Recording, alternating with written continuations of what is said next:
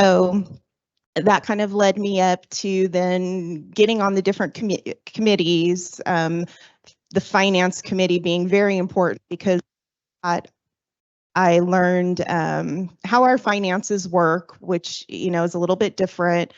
The importance of our reserve studies and how that translates into being able to keep all of our amenities running smoothly.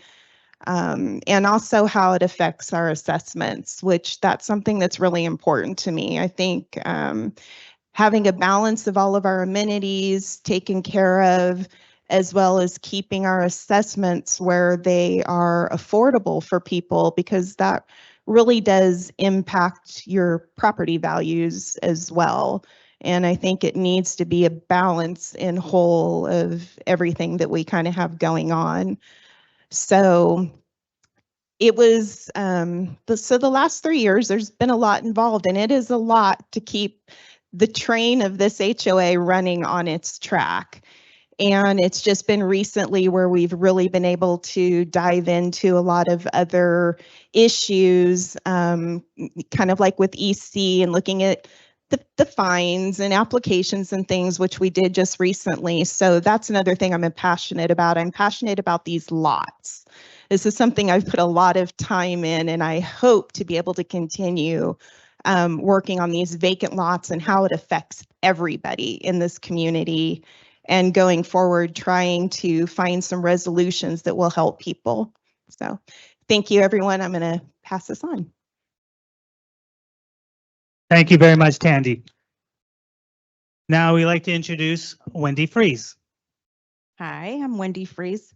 I'm kind of new to the community. I moved here November 2022. I'm currently on the chair for the Commons Committee and the Food and Beverage Committee, as well as I wrote the charter for the current Firewise Committee, and I am the co-chair for Firewise.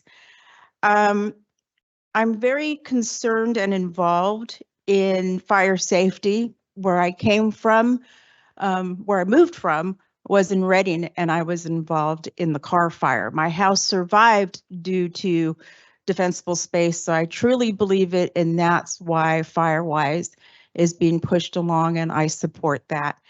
I'm also the treasurer for the Hidden Valley Lake Ladies Luncheon Club, the treasurer for Operation Santa, and the treasurer for the Soroptimist International of Clear Lake. So yeah, it sounds like a lot, but I like to be involved in our community. My background is I have 37 years with AT&T as an outside plant area manager. I managed engineers from Alameda County, Contra Costa County, Santa Clara County, and the city of San Francisco. I was involved in fiber optics communication cell towers. My last project before I retired in 2016 was relocating our cable facilities across this new span of the Bay Bridge. And so I'm very proud of that, because that was my retirement party was on that bridge when they opened it up. I'm new to the community, and a lot of people don't know my face. So I really am ready and deeply believe that I have the ability to serve our community. There's a lot of transparency that needs to be done with our board. We have a budget that needs to be balanced. It needs to be checked. It needs to be supported, and it needs to be identified openly to the community. The community needs to have a better decision level within the board and the representation that the board gives you. And I don't believe today that that's there, and that's what some of the biggest complaints that I've read. And I believe that we can support that with the right board in place. So hopefully, because I'm new, because I'm open, I truly believe in our amenities, because I do have the Commons Committee that I run right now, that we need to focus on our amenities, especially our lake and our levee. So thank you very much. Thank you. I think we could give Teresa a second. You want to give her? All right. Unless you're ready, Teresa, we're just opening statements. Are you ready? I could give you a minute. Yes, okay. So next is Kathy Maynard's turn. All right, thank you very much. I'm not going to go much into my background because most of you know it, law enforcement, that type of thing prior to here. I want to just tell you why I'm rerunning for the board because it was a tough decision to make. 3 years, I feel like, is a long time. But when I came on the board with Bill at the time, Melody, and then later followed by Tandy, the Greenview was being built, ground had already been broken. The old Greenview was scheduled to be torn down just a few weeks after the election. And when I first was elected to the board, I started off as treasurer. And one of the most shocking things was where we were underfunded for the building of this building. And there were a lot of change orders, things like that happened before we were actually elected to the board. So it was a challenge for us in the last 3 years. Not only did we have to make up for a lot of the shortages of money that was for this building, but several months after we were on the board, we were notified that we were going to be hit with a $700,000 labor dispute, which we had to pay. The prior board had promised after they did a 20% increase that the next year there would be no increase. And we felt obligated to keep that promise, and we did. So the first year that we were elected, we were right into finances. We didn't raise the dues. In the years since then, we have kept the dues less than 5%. It's not that we're cheap. We're trying to get ourselves out of the hole because we were in the hole in 2022, and I think we've made good progress. And one of the reasons I'm rerunning for the board is I want to keep us on that path. Got to separate our wants and our needs and move forward responsibly. And so that is what motivated me to do this again. Thank you. I'm not going to take my whole 3 minutes. Teresa, are you ready? So Teresa, we're doing opening statements and you have 3 minutes and you know the clock that we have. So Teresa. So why are we running for the board? I'm running for the board because I didn't want people to be appointed, and because I wanna make changes in this community. I feel that it's pretty much one-sided. There is a small group of people that I feel that they manipulate the whole place. So I want the people that run for the board to be elected, not just appointed. When this building was being, when they approved the actual construction, that's when I got involved in this association. I've been here for over 20 years, and I didn't even know how it functioned. And I was just paying the way everybody else did, and I didn't know we owned this building, and I didn't know that we have to heavily subsidize it, and also the golf course. So I love the golf course. I love to see it, but I want it to be managed differently in a way that it produces more income and less expenses. So yeah, I want to stay involved as long as I can, and that's why I'm running for the board. Thank you. Mr. Tim O'Malley. Hi, neighbors. I'm running for the board seat because the boards of the past and present have been debating about things among themselves with no action or solutions to our many problems around our amenities and our expenses. We have a very fractured population here. We have people who believe that we should spend as much money as we have to keep our amenities in pristine order, and doesn't matter what the costs are. And we have the others that say we can cut our HOA fees. The fiduciary duty of any board has to do both. I won't lie to you and say that you're assessment can go down. It won't. I also won't promise immediate results in our pending projects.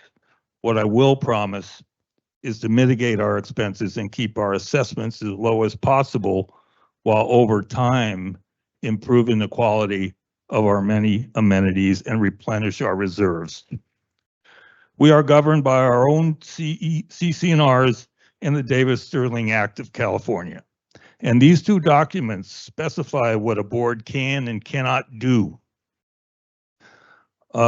Deviation of these will expose this community to be stripped of our self-governance. We must not let that happen. And if you agree, you will vote for me. Now I'll give you a little of my background. My objective here is to steer the board's actions to better serve its members by cost-effective ways to maintain our amenities and keep assessments as low as possible, and to keep HVLA self-governed. My experience from 1966 to 2009, with a few gaps in left turns and right turns, I was with the trade show and convention industry. Started out as a grunt, exhibit foreman, ops manager, account executive, director of national accounts, and finally senior director of global accounts. In 1979 to 84, I was a licensed general contractor in the state of California. In 2010, I completed training as a certified golf teaching pro from the US GTF, Golf Teachers of Federation. Thank you, Mr. Malley. Your time is up. Next up is Ms. Denise Snyder. Hello. First, I want to really thank everyone in here who has been so supportive of my running for the board and encouraging, and I just am so appreciative of that. This is my home and where I intend to spend my retirement. So this home is very dear to me, and the community is as well. And I have gotten to know so many wonderful people here. Friendly, caring, care for the community and each other. And most importantly, the ladies' luncheon has just been absolute blessing with so many wonderful people and so supportive. So I just want to thank you all for that. I have lived in 5 homeowners associations since 1996. One homeowners association for many years, I was the liaison between the community, the homeowners, and the board of directors. It was helpful to have somebody that was able to communicate with the board, because so many homeowners and so many different opinions. So that was a really good experience, and it really helped me to understand how boards operate. I have watched many issues in our community be ignored, and that's a real concern for me.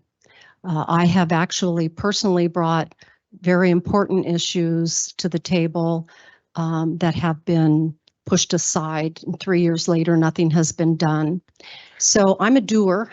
I really like to roll up my sleeves and make things happen. And I'm working with a coalition of people that want to roll up their sleeves, and they're doers.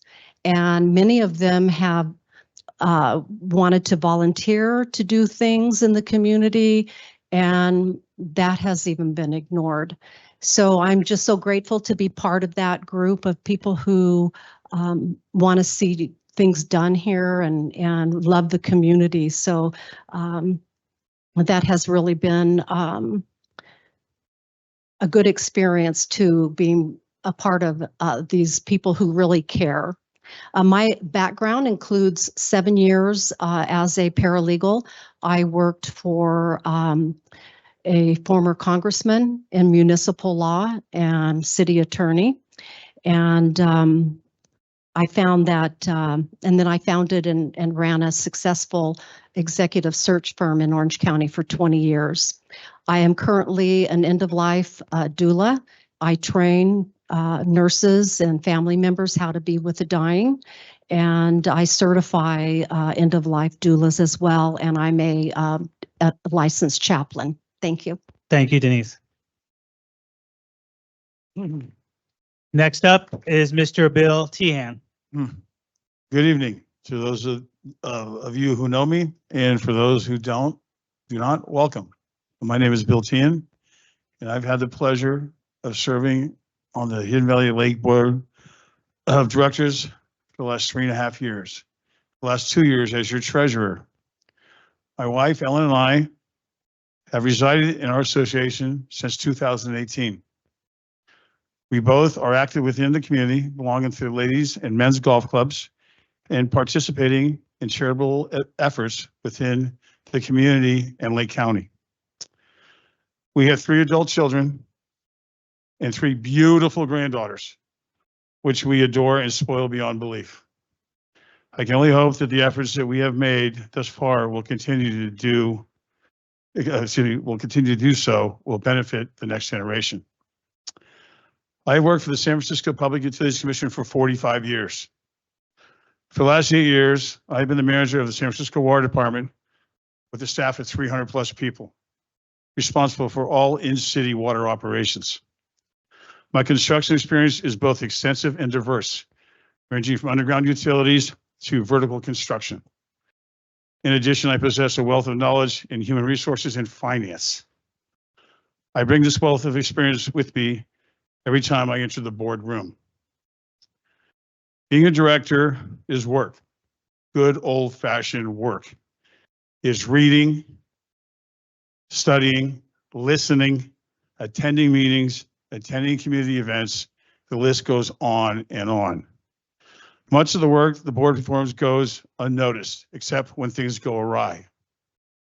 I've learned through my tenure to ignore the negative statements leveled at the board and to continue about the business of the association.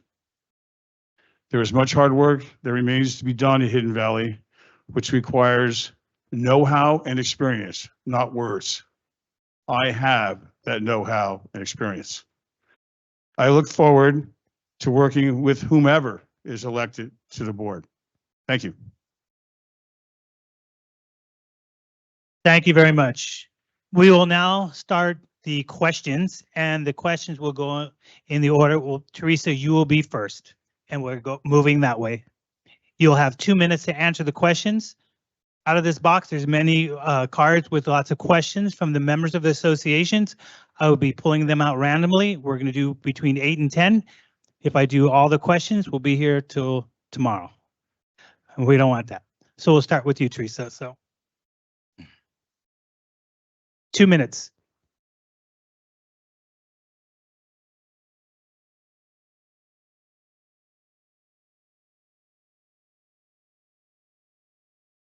So after Teresa, we're just going to go down the line and we'll end with Tandy. First question, how would you propose to make security more enforceable? Give examples. More enforceable. Yeah, that's a great question because I feel that there is a problem with enforcing security. I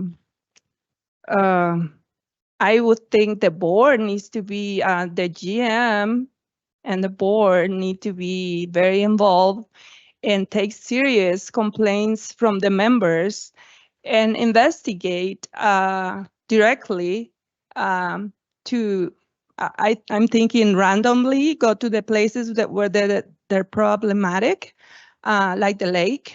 I've been seeing a lot of cars that don't look that belong here. I used to go to the lake because I only go like during the weekdays when nobody's there. Usually everybody's working, and it used to be always almost empty. And now I cannot even find a parking space there. And used to be back in the day, security would go and do rounds and check for IDs actually, because it looks to me that the people that are using our inside amenities, they either, if they are like guests, they need to be with the member. And so they used to go and check. So I think we would benefit from that. On the gates, I think that businesses should not just be allowed to go in without somebody being responsible. The association cannot be responsible for all the businesses coming in. How about whoever, because one of my friends ordered something from Home Depot, and she wasn't called about Thank you, them. Teresa. Your time is up. Wendy, if I could ask the same question. Well, I will be asking the same question, but do you want me to read it again? Sorry. Yes, please. Okay, the question is, how would you propose to make security more enforceable? Give examples. You Well, have 2 minutes. well, first, because I haven't been privy to it, I'd like to see what security's responsibilities are, what their bylaws are, and what they run by. And then either upgrade them to be able to do a little more enforcement with the approval of the local law enforcement and their laws and bylaws and how they should run within security. Our security is a deterrent for any situation that happens within the community. The community knows that. I think there needs to be an improvement with the local law enforcement, sheriff department, or the police department to be able to get to us a lot quicker. I do really believe that security needs to have more responsibility and authority in this community, and their bylaws need to be addressed that way. And I don't think that they are given enough credit or enough responsibility, and that's what they need to do. John Drago runs security, and he should have that freedom to be able to do what needs to be done with his people and have that freedom to do that without any hindrance. And I think that's a key. Thank you. Thank you, Wendy. Next up is Kathy Maynor. Would you like me to read the question again? No, I think I have it. Thank you. Okay.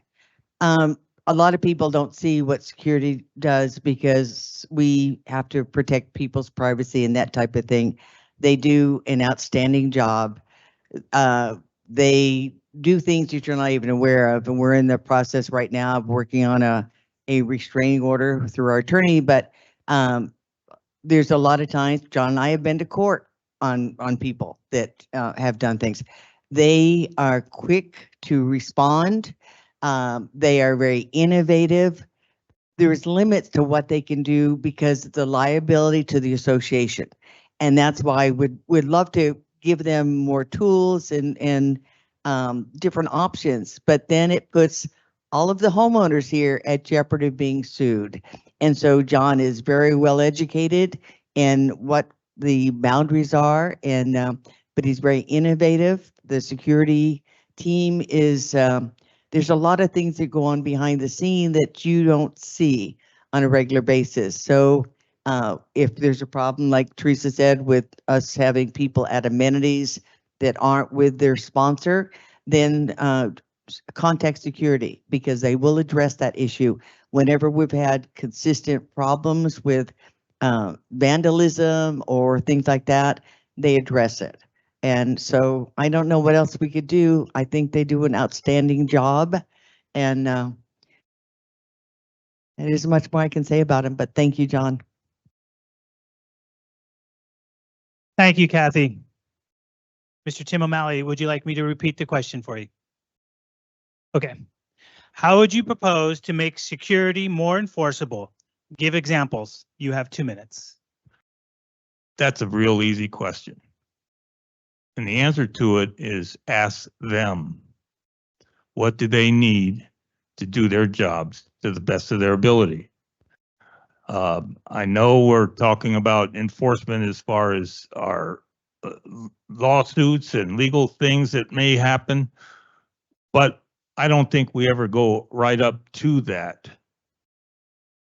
You know, there is a difference between not doing anything that might get us in trouble, and doing something that will get us in trouble.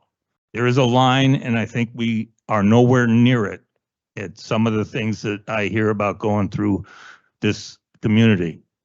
I think giving them more tools to get as close to that line as they can. Thank you very much. Denise Snyder, would you like me to repeat the question? Okay, you have 2 minutes. Thank you. Well, as chair of the Safety and Security Committee, I have really learned a lot about our force that we have here, as well as our community at large. And I am so proud of our committee. We have great people on it that really think, and we talk about things and try to figure things out. And I also think that we have a fabulous team. Thanks to John, their training is remarkable.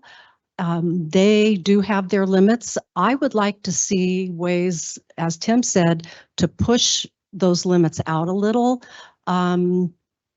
Perhaps we can look at some things that they can do to better enforce, but we have a real problem with law enforcement responding to our community, sometimes an hour, even up to 2 hours, sometimes not at all.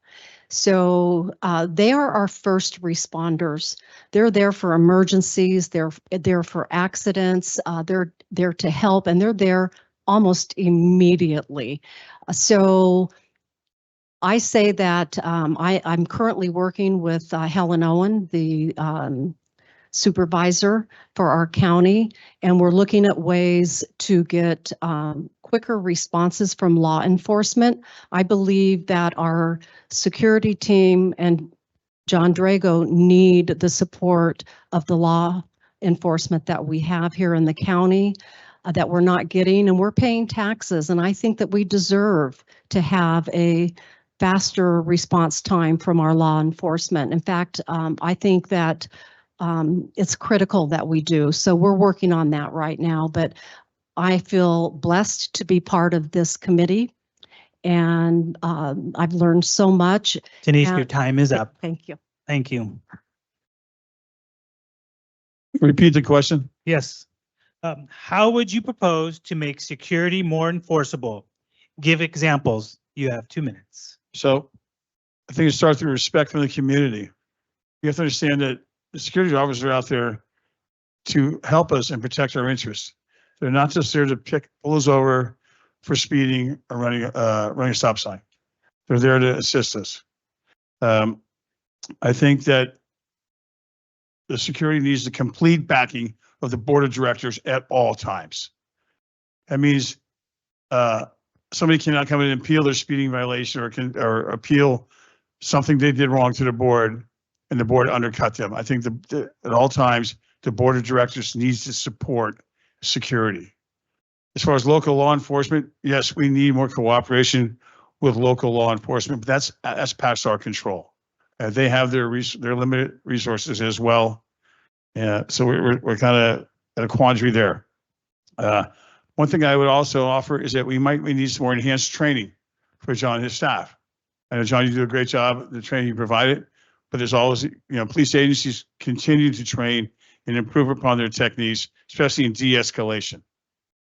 And that's probably the majority of the stuff we face is situations that escalate to either violence or something else. All right. Thank you. Thank you, Bill. Next up will be Tandy Crowder. And would you like me to repeat the question? Okay, and you have 2 minutes. Thank you, Ray. So it's an interesting question to me because as far as I've been concerned with John and his team, they have beyond responsibilities that they should have to have. They have had to almost take on as a police department, which they shouldn't have to do. And whenever John has training available for his guys or whatever he can do to support his crew, he has done that. And as a board, we absolutely support everything they do.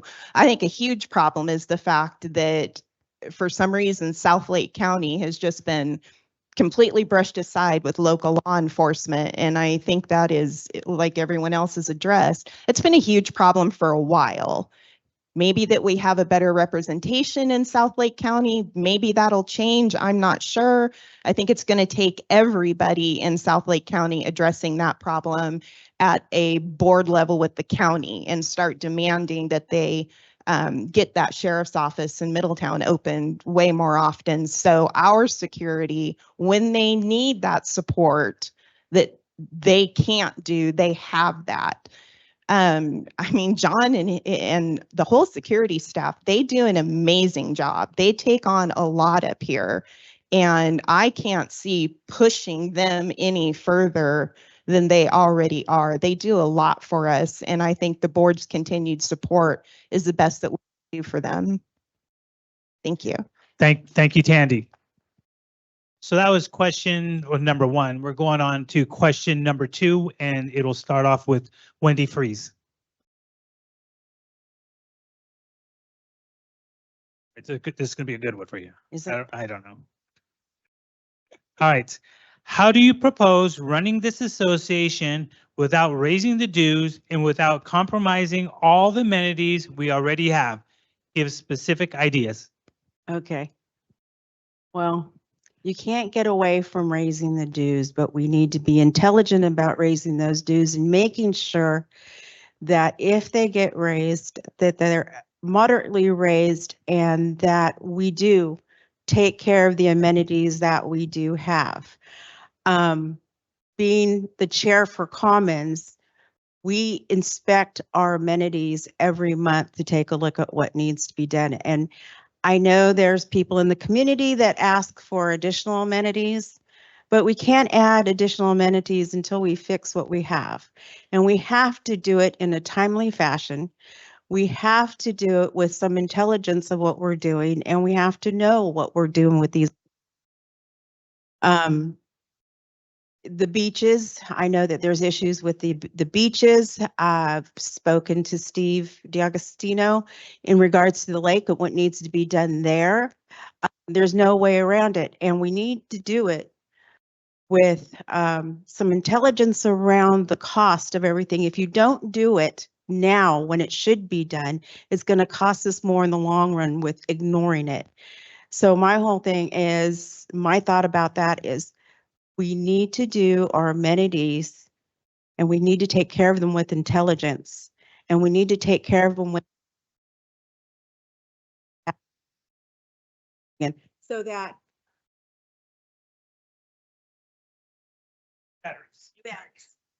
we need to do it. I mean, we just can't add new ones. We have to take care of what we have, and we have to do it right the first time, because again, I see that it's costly not to take care of what we have. And again, with raising association fees, it's a must, but we have to do it intelligently, and we have to do it with the benefit and the thought of the community and what they can afford. Thank you. Thank you, Wendy. Kathy Maynor. All right, thank you very much. I think if you look, sorry, if you look at the reserve steady, we're going to go through these tough times for another 6, 7 years, 8 years, and then we're going to start leveling off, and we'll have lots of money. When we don't create new amenities, we take care of the ones we have. But I use the analogy that because there's good arguments on both sides. So you and your partner decide that, or one of you wants to remodel a kitchen, and the other partner says, yeah, we want to do it, but let's wait till we have all the money and we're in a better spot financially. And you come back and say, well, the price is going to go up, so it's going to cost us more to do it later. And argument, there's good points on both sides, but you do that remodel when you're not fully funded for it. It's going to be like the Greenview, but you're going to do that remodel and you're not fully funded for it. You're going to have that wonderful new kitchen, but you're not going to enjoy it while you're on a ramen diet. So when we look at things that we have to increase around here, we have to remember that we have over 3,000 property owners, and it's out of all of their pockets that comes. And so we have to do a balancing act. Obviously, we're going to have to raise the dues so that we can keep up with what's going on, but we have to be mindful of the impact that has on everyone that lives in this community, and we have to balance our wants and our needs. So there'll be increases at time, but we're going to try to make it as painless as possible. Thank you very much. Mr. Tim O'Malley, would you like me to repeat the question? All right, you have 2 minutes. Not raising dues is just a pipe dream. If you educate people as to what this really means, our association fees are nothing more than what our proposed budget is divided by you. How many of you are here paying it? There's no funny math involved in this. This is exactly what it is. If you have expenses that get raised like everything else does, everything in the grocery store, everything on a hardware store goes up every year, so does everything we do here goes up every year. If you just have that to cover that, you're not gaining anything. You're not gaining anything for the reserves, and they're not going to go away. So there has to be some pain, not a lot, and you can mitigate it. There's lots of different ways to mitigate it. Just throwing things out, you know, you could have 13 assessments instead of 12. Or you could just have enough money to cover some reserves, but maintain what we have. If we do one or the other, we can fill the reserves if we just do that, but then everything falls apart and you'll be paying twice as much, if not more, to replace instead of maintain the amenities. Thank you very much. Ms. Denise Snyder, would you like me to repeat the question? Yes, please. Okay. How do you propose running this association without raising the dues and without compromising all the amenities we already have? Give specific ideas. You have 2 minutes. Well, first of all, I don't think many of our homeowners realize how many amenities and what they are. It's pretty impressive.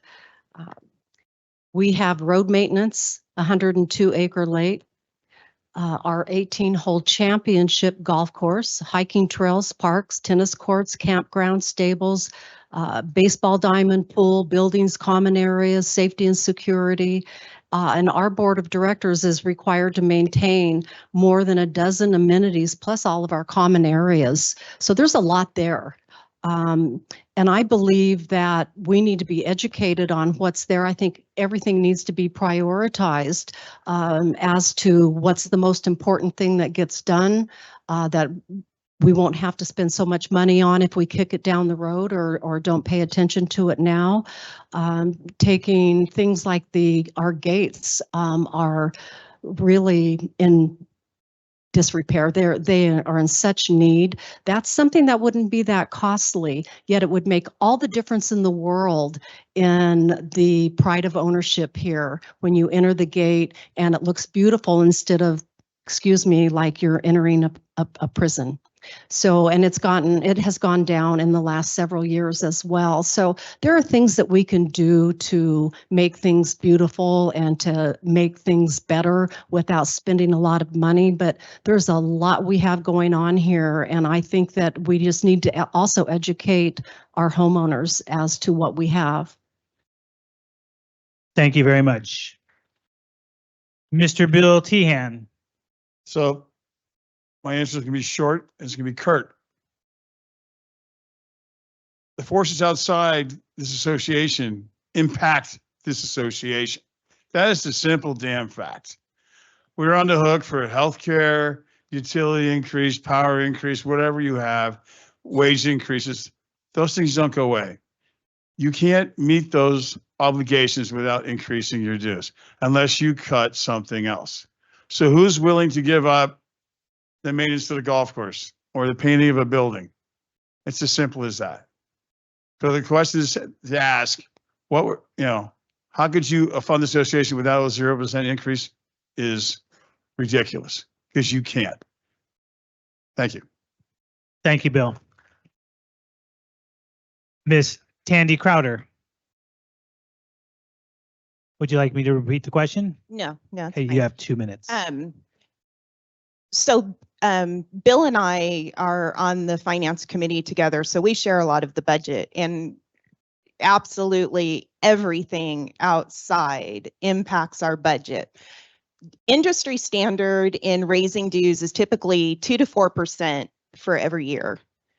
And a lot of that plays on our budget. When we talk about keeping amenities up, we've seen things that have happened in the past when the amenities aren't done in a correct manner, because we are now dealing with a lot of issues from this building because we had certain thought processes. We had to have what we had to have at that time instead of looking at the responsibility of what we needed for all of our amenities. So now we have some other amenities that we're having to address right away because of not having a good solid thought process where our finances were.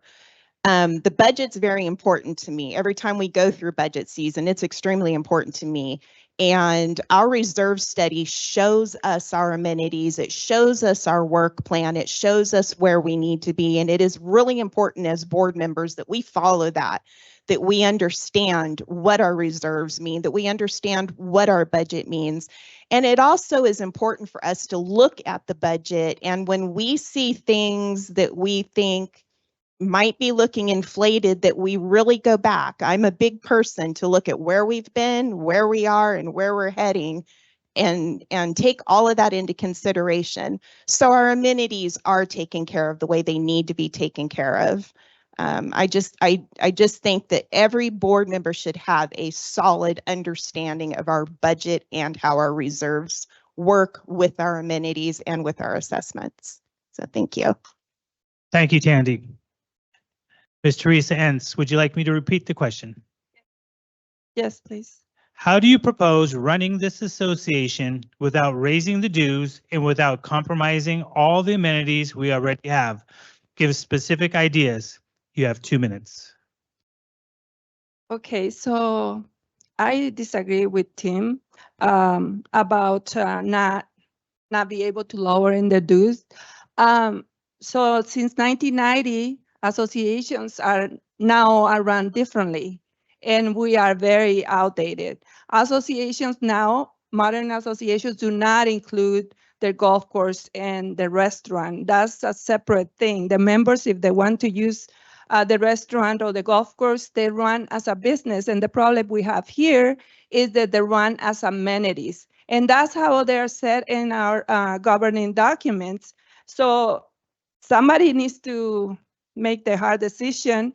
Board members, as a group, I think that just the way they went on and raised our dues to the max 20% in 2022, just how they did that to build this building that is way beyond of what we had.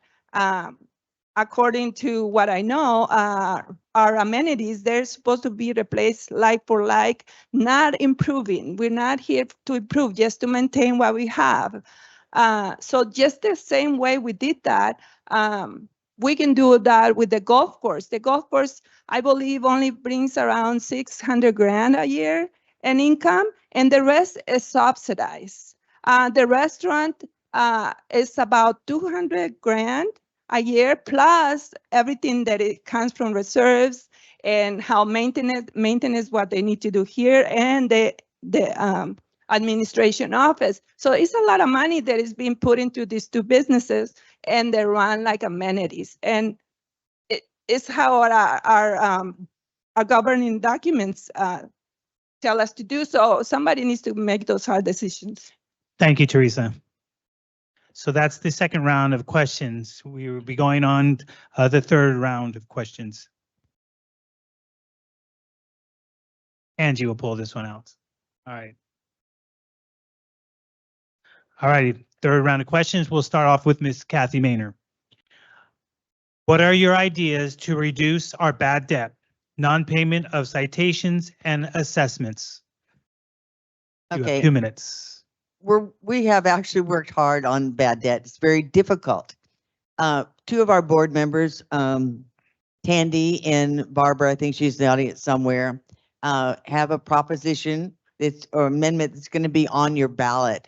And that is to lower the interest rate from 12% to 4%. And the theory behind that is if they're not paying, for some people, they feel overwhelmed when they first get that 12% and it keeps growing.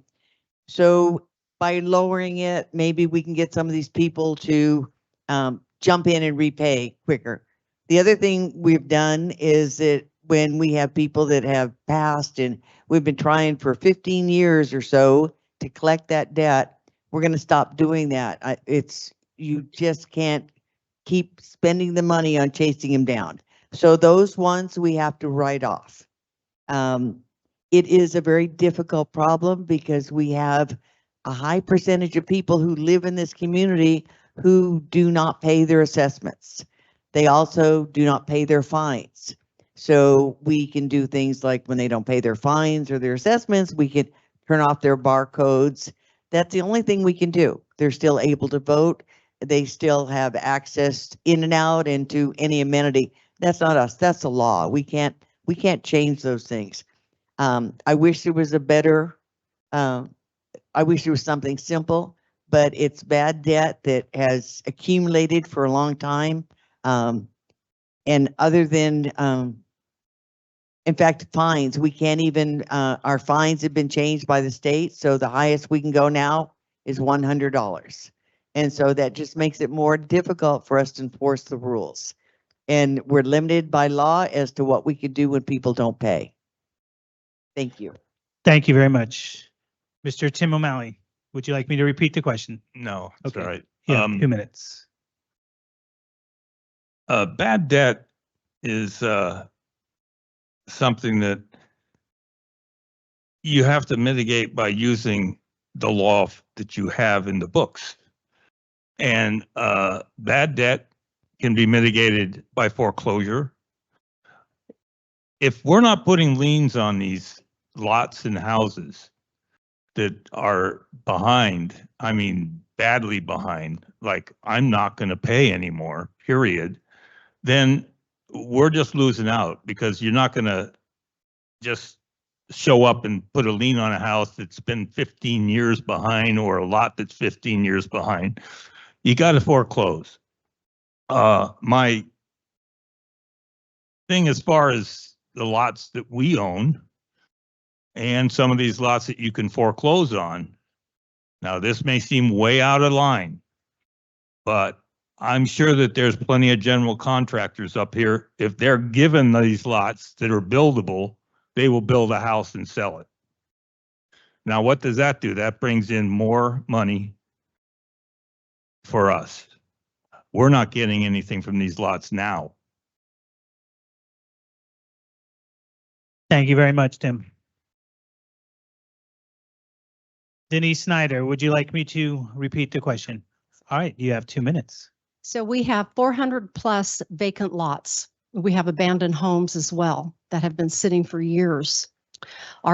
Most of our bad debt, I believe, is tied to those vacant lots. There's things that we can do with those vacant lots. Our little coalition of people that are trying to roll up their sleeves and get things done, we have 30 ideas on what to do with the vacant lots.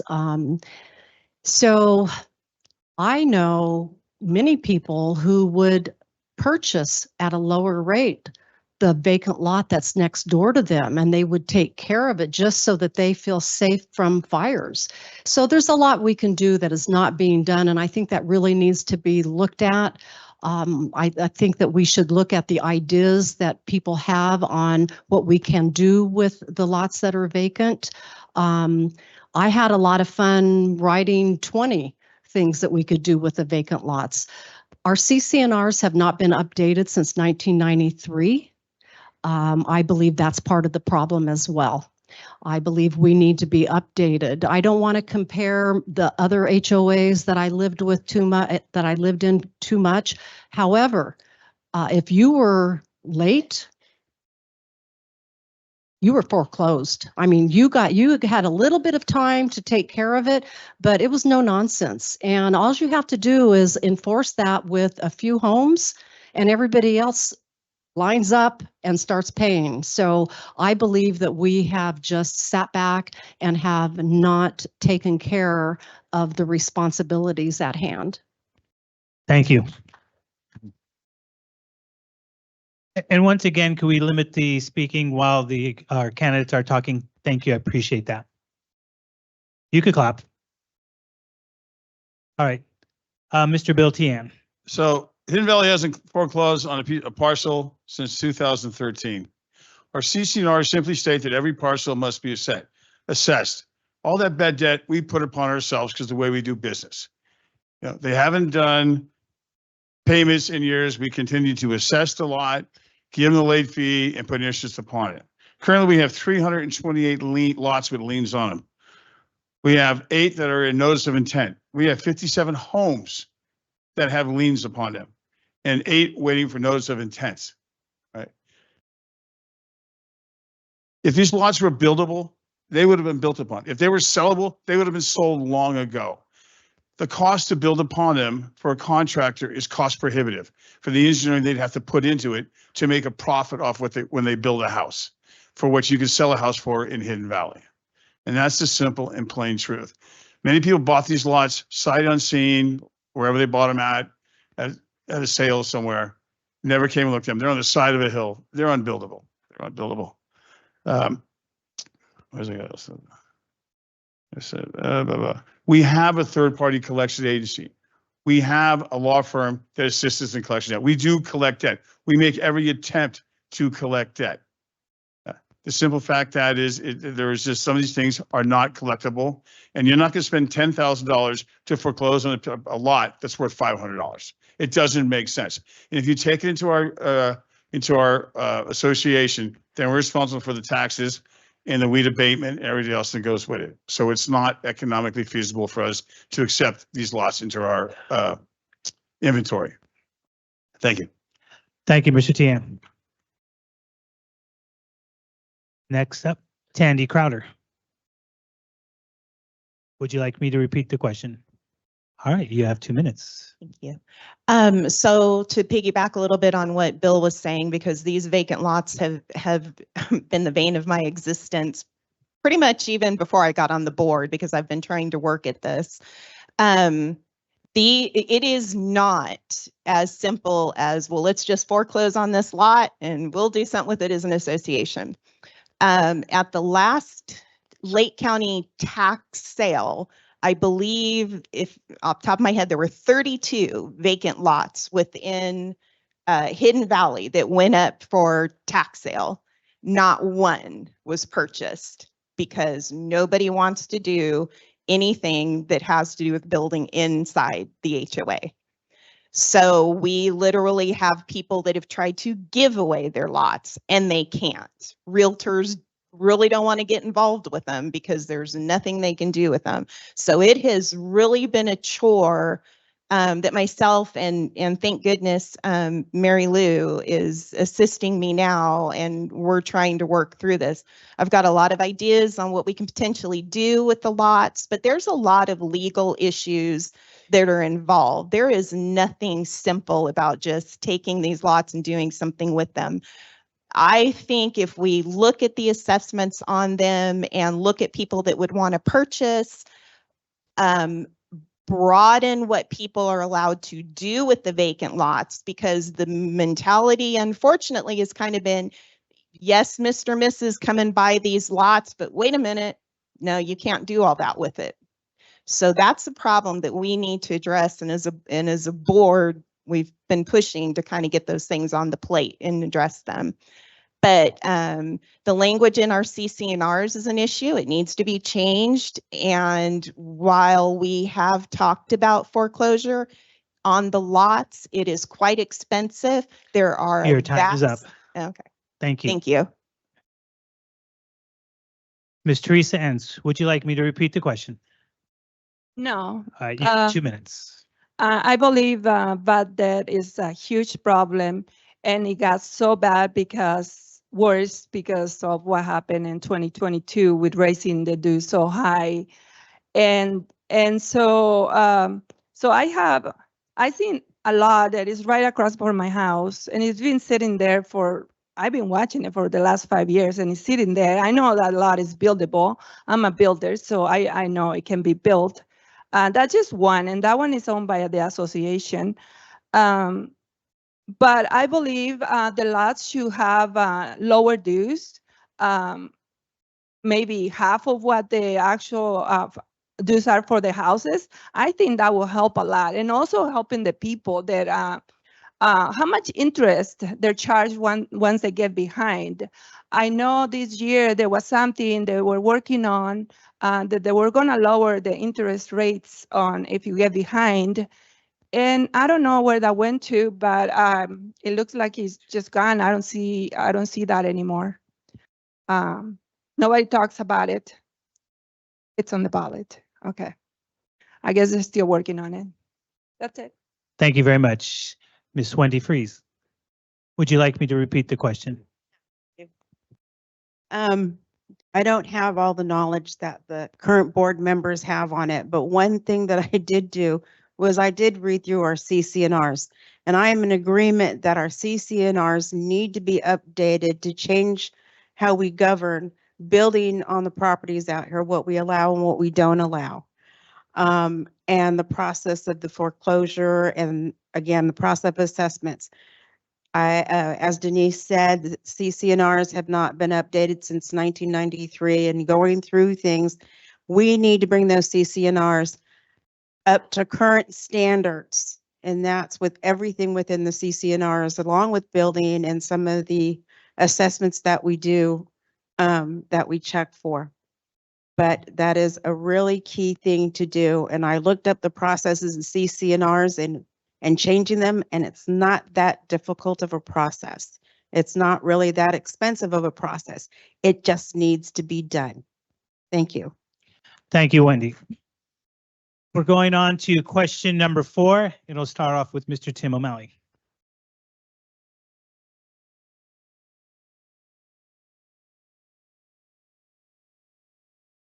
What would you do to increase the transparency of the HVLA board? Well, I would start with tongue in cheek by getting the executive board meetings to be about a half an hour and make public most of what's going on here.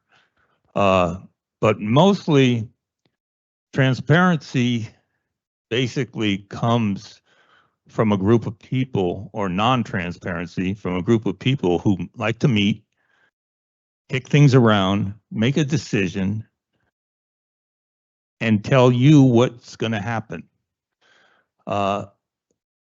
If I get on the board, my biggest push as chairman of the Golf and Greens Committee is to give more power to the committees. The board should really be using the committees as a go-between between you, the people, and the board. Not just let's do this and let's do that, because it doesn't happen the way when, I don't know what I'm saying here.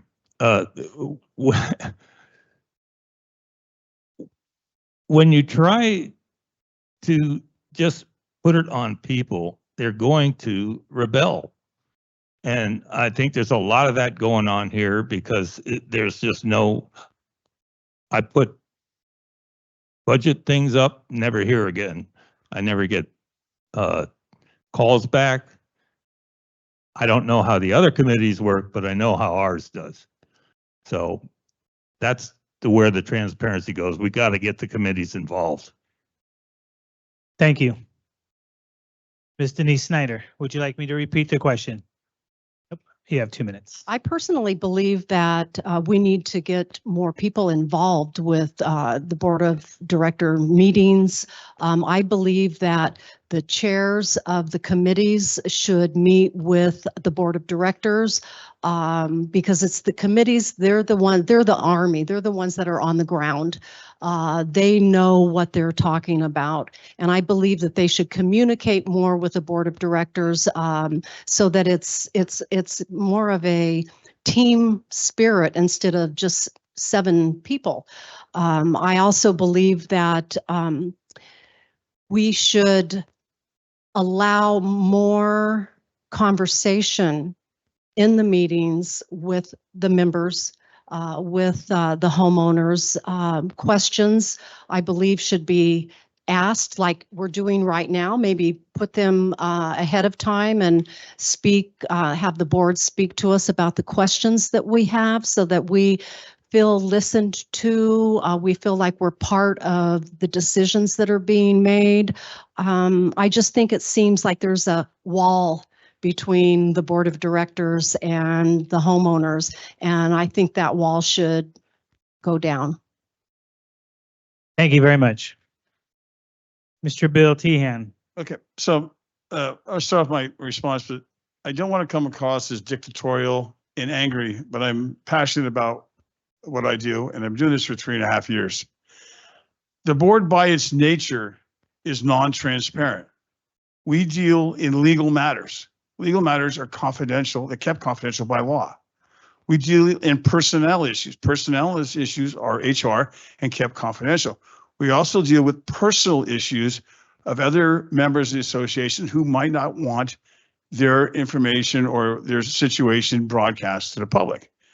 Those things are kept in the executive session for those reasons.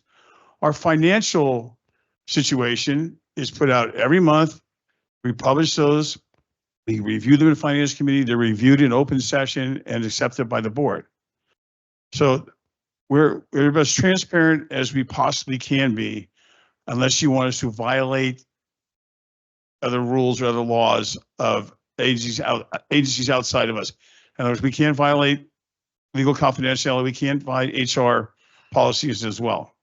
So like I said, the board by its nature is non-transparent, not because we want it to be that way, but it has to be that way. Thank you. Thank you very much, Bill. Tandy Crowder. I will repeat the question. Yes. What would you do to increase the transparency of the HVLA board? You have 2 minutes. So like I had said earlier, one of the reasons that I decided to run for the board was because when we first moved up here, I felt anyway that there was a huge lack of transparency in the board and what was going on, and that the community members, it was very off balance as to whose thoughts were given credence to and whose weren't. So that was a huge reason I got on the board. I honestly cannot think of anything that this board is not transparent about. I mean, if they have anybody who has questions is always welcome at any time to ask them. I preach constantly at the finance committee meetings that if there's anything about the finances that you don't understand or you have questions about, please come to the committee meetings, because that is where you're going to get your true knowledge and you're going to be able to get your questions answered. There are a lot of legal issues that we deal with, and executive session is absolutely what that is for. Executive session is not open to the community because there are very personal issues that we deal with, and we follow the letter of the law. That's the way it has to be. We're not going to go outside of that to provide entertainment during a meeting. So again, we do what we are supposed to do 110%. You know, sometimes that's not always a popular thing, but it is the important thing. And that is what we will continue to do while this current board is seated for sure. So thank you. Thank you very much. Ms. Teresa Enns, would you like me to repeat the question? Yes, please. What would you do to increase the transparency of the HVLA board? You have 2 minutes. I believe our current board, they're very transparent to what they're allowed to share with us. I do understand there are many things that cannot be shared with the members. They just have to deal themselves. That's why we appoint them to represent us. And so there is so much they can share with us, and I totally understand that. So I think it's pretty good. They're doing pretty good right now. What would I suggest? I think like language during meetings. I mean, people get heated up, and then I mean, it's hard to keep you cool sometimes, but that helps a lot with transparency, I think, from members and from board members too. Thank you. Ms. Wendy Freeze, would you like me to repeat the question? No, thank you. I think the issue where that people mention transparency has to do with not necessarily what's in the executive board, but in listening to the replays of the board meetings, there's a lot of things that are being discussed and on the agenda that are not defined for the people that are there at the board meetings or watching them. And for instance, when you talk about bars, a lot of people don't understand what a bar is. Some people don't understand what you're deciding at the bar. And it would be helpful if that was being explained to people who are going to board meetings or watching the board meetings. And that's what we mean by transparency. Also, when you start talking about financials during the board meeting, some of the language isn't clear for some people. So again, the question is transparency. Are you just using the language to confuse people, so we're just moving on? And that's just basically part of the transparency issue, is giving some more information during the board meetings and just skimming things over. You may, as the board member, understand it, but those of us who cannot attend the financial meetings during the day and can only watch board meetings need some definitive information than what gets skimmed over during the board meetings. Thank you. Thank you very much. Ms. Kathy Maynard, would you like me to repeat the question? No, I think I All right. got it. And you have 2 minutes. Okay. To answer some of those questions, and I agree, sometimes people can't go to the finance committee meetings, but they're there, they're available all the time. And you could certainly ask questions about the finance. When you guys before we have a meeting the week before, Angie puts out a board packet. That board packet goes to anybody. They can see what's on the agenda and they can see the bars. A bar is a board action request. We have to discuss some of the parts of the bar in executive session because they have proprietary information. We have 3 or 4 or 5 companies or people bidding for something. And some of those particulars we by law cannot share.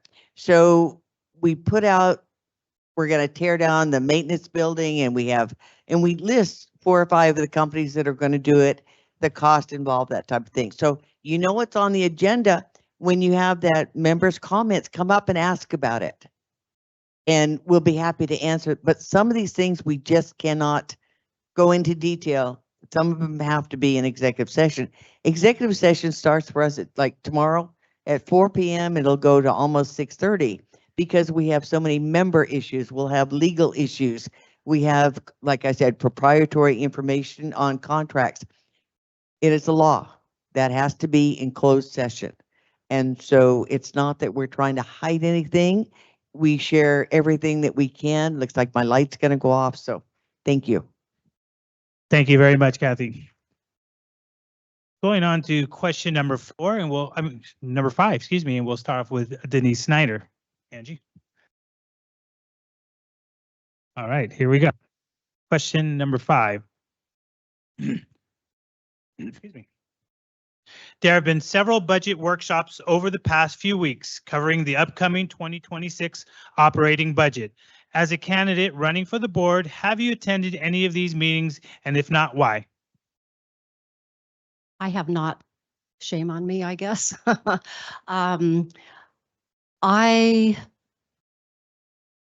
I'm not a financial person. I'm just being frank and honest with everyone. I know how to be financial if a budget is put in front of me.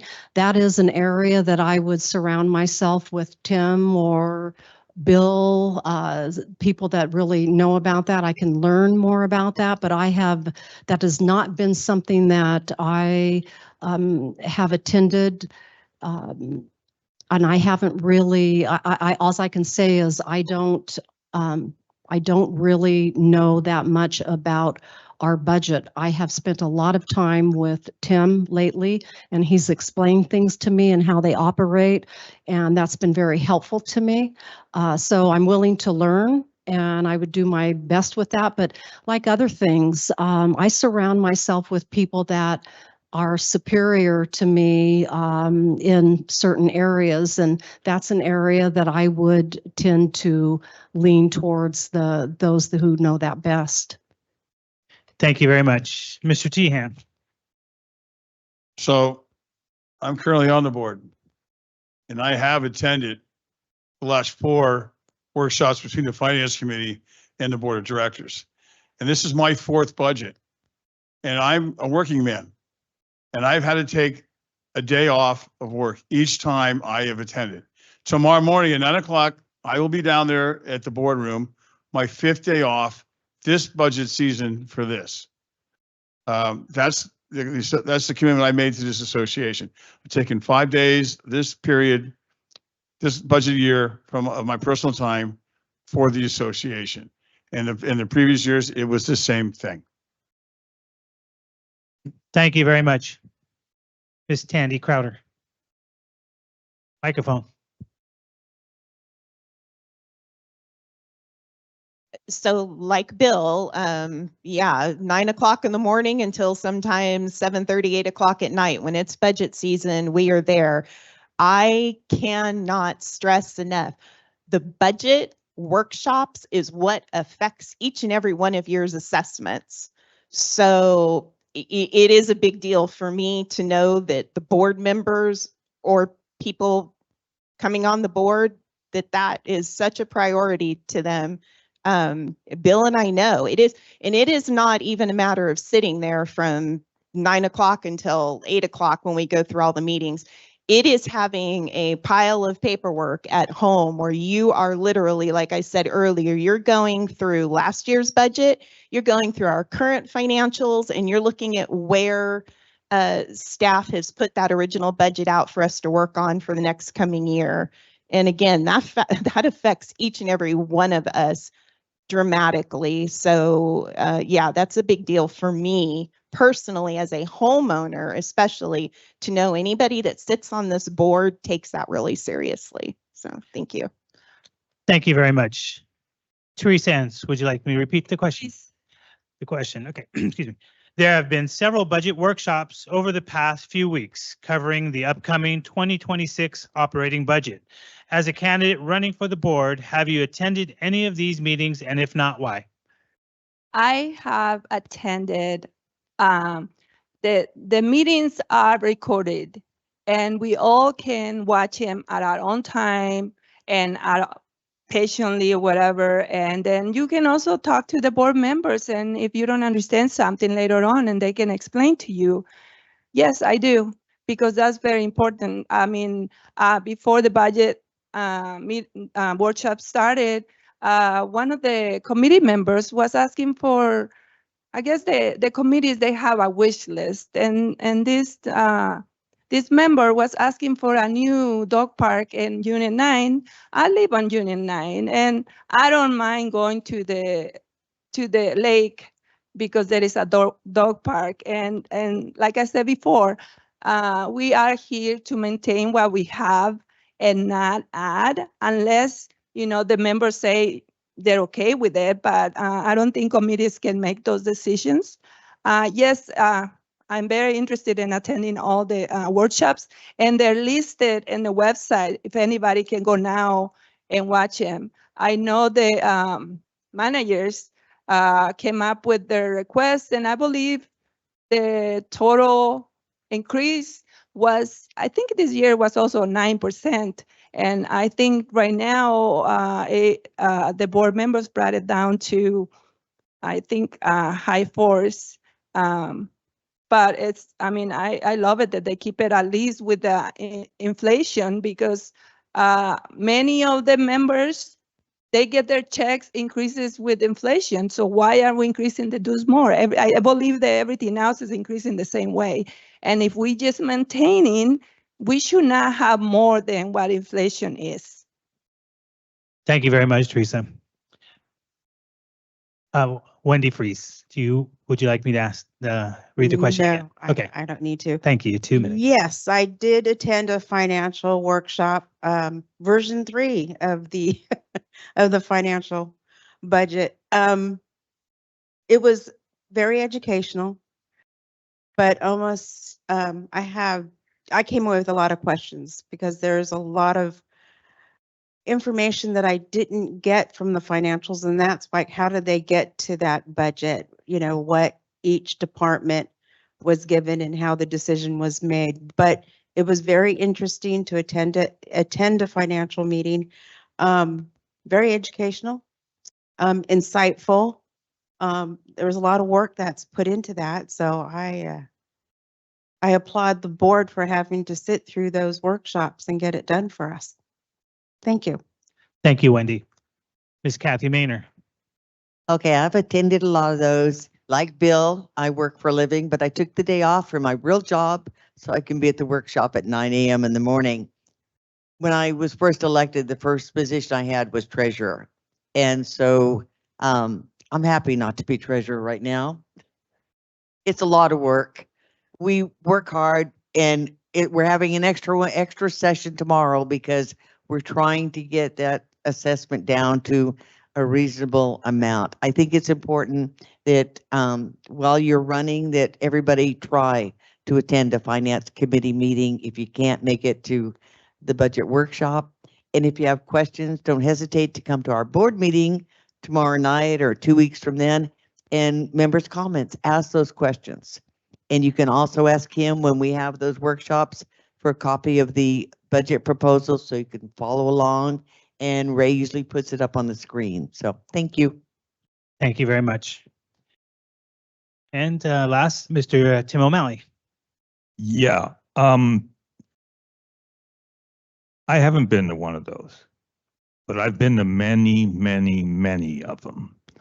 Part of my responsibilities when I was a director of my company was to run a budget and forecast for a $30 million client. So once a year doing that, I know exactly what Bill and Tandy and and Kathy do. So I don't need to learn that. If I'm not part of it, when I'm part of it, I'll dive in because I know what I'm doing there. I've done it for years and years and years. Right now, I manage my own property investment company. So yeah, I know all about budgets. Thank you very much. We're going on question number 6, and we'll start off with Mr. Bill Tehan.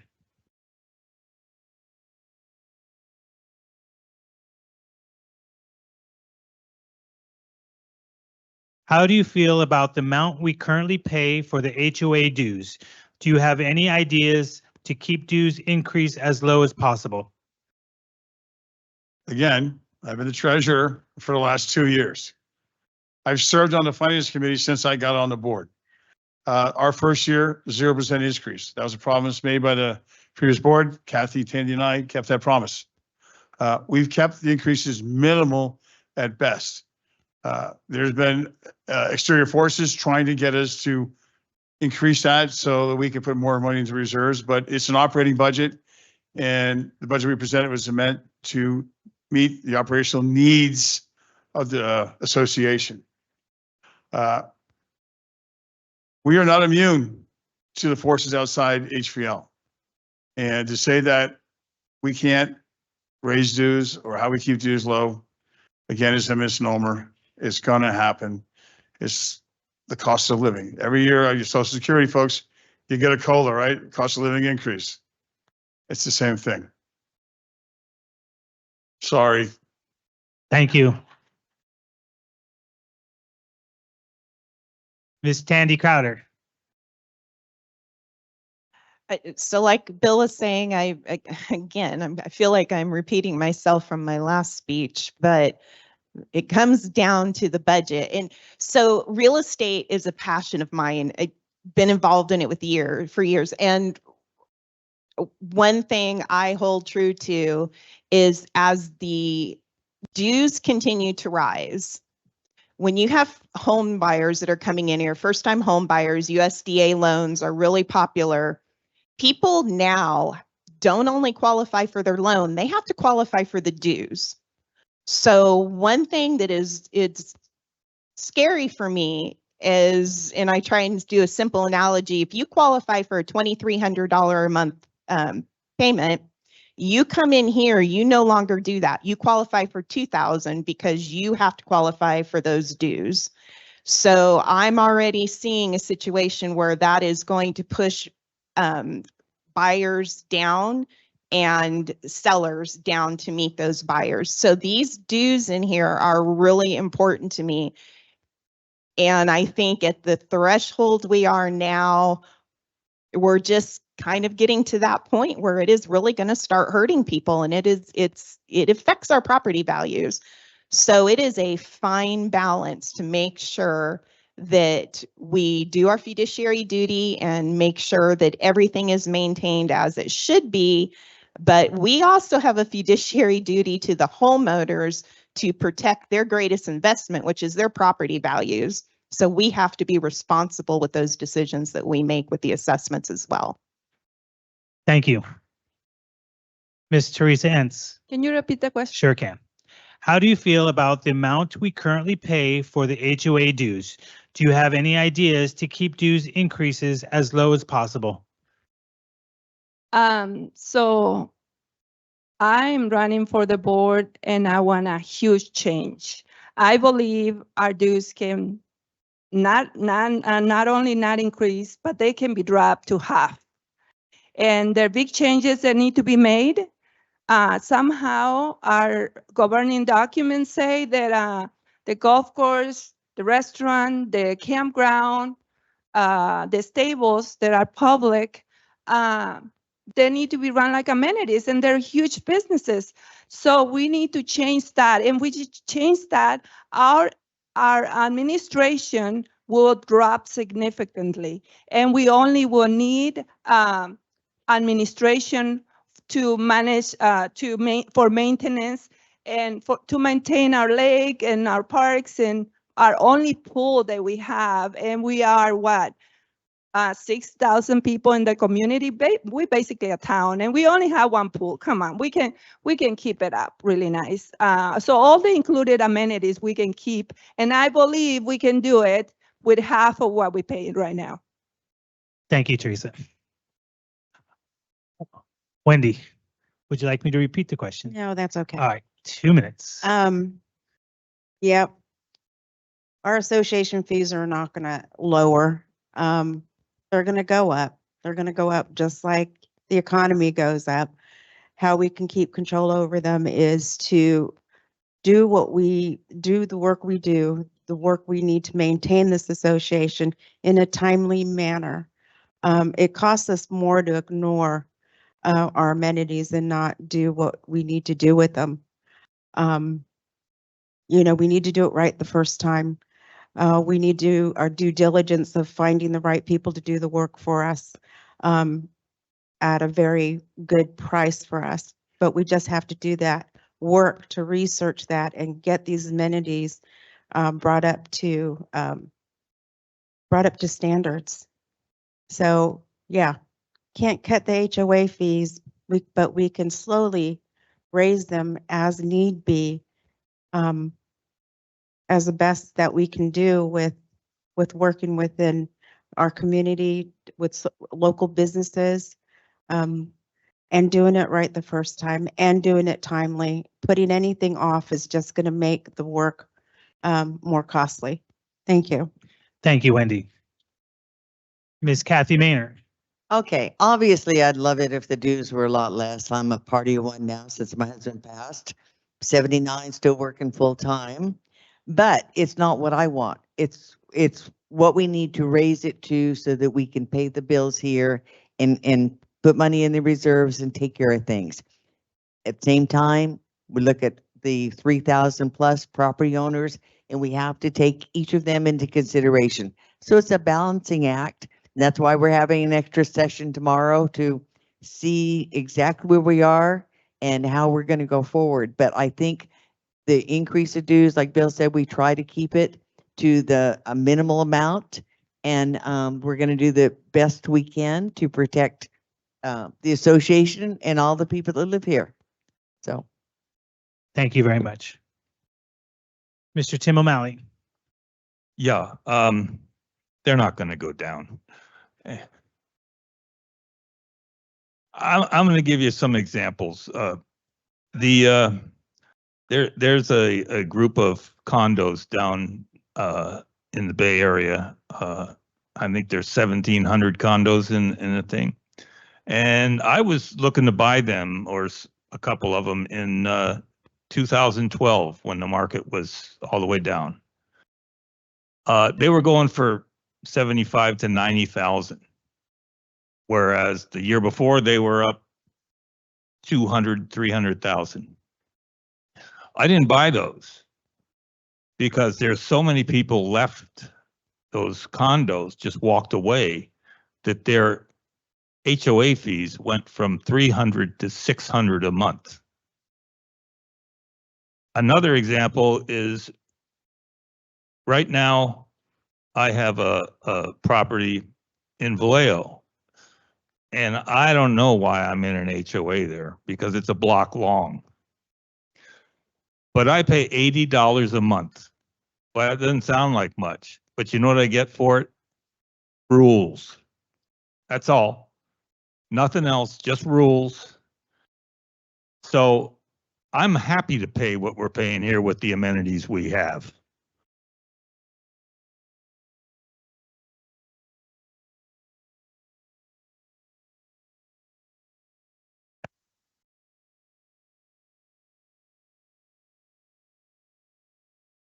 Just seeing. Okay, there we go. All right, pass the mic down.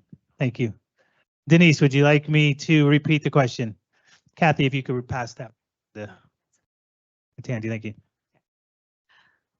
I believe we should focus on what we have currently and not do any add-ons until we're stable with our current issues that we have going on. I believe that there are ways that we can also increase, like we can market our golf course, which has not been advertised or hasn't really been marketed. I believe that we should not let expensive, I'm just going to say it, the permits for the lake, that was very costly, and we let them expire. I don't know why. I've asked questions to why. I have not received an answer to that, but I believe that we need to be more careful with the budget that we have. And when we plan to do certain things to either take care of the lake or the golf course, we need to follow through with that so it's not costly in the future, more costly in the future.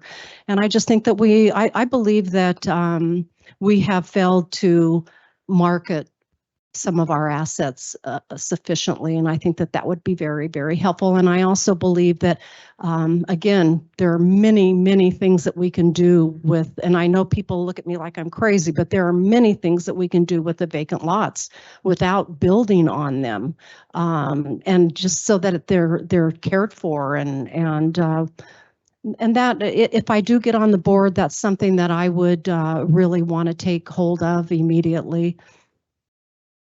Thank you very much, Denise. All right. Going on question number 7, we'll start with Tandy. All right.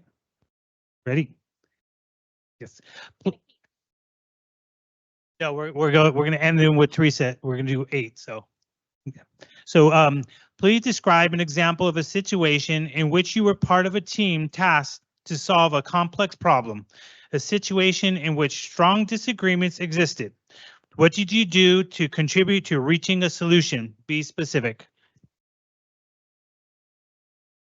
So I'm guessing that means in general, or It doesn't say. it's okay. Whew. Well, most of the decisions I would say that have been the trickiest have come from my time on the board because, you know, obviously we're 7 people. And the one thing that we've talked about is we work cohesively together and we really respect each other. But at the same time, we have 7 pretty different trains of thought for the most part. I think what we have in common is that we are trying to do the best we can for the 6,000 people that live in this community, not just a small percentage of a few here and there, but everybody as best we can. And I think that making decisions on spending money, so if we want a specific, one of the things that I've been pretty outspoken about is the paving of the roads. Each year we were putting out roughly $500,000 approving for slurry that we're doing. And I would have really rather seen, because we have a comprehensive roadmap of all of the repairs that need to be done, I would rather had seen that money going more towards the true repair of the roads, where are our worst roads, focus that money on actually doing the repairs versus the slurry.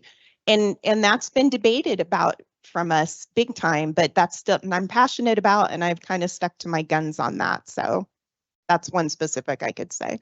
Thank you very much. Teresa, would you like me to repeat? Yes, please.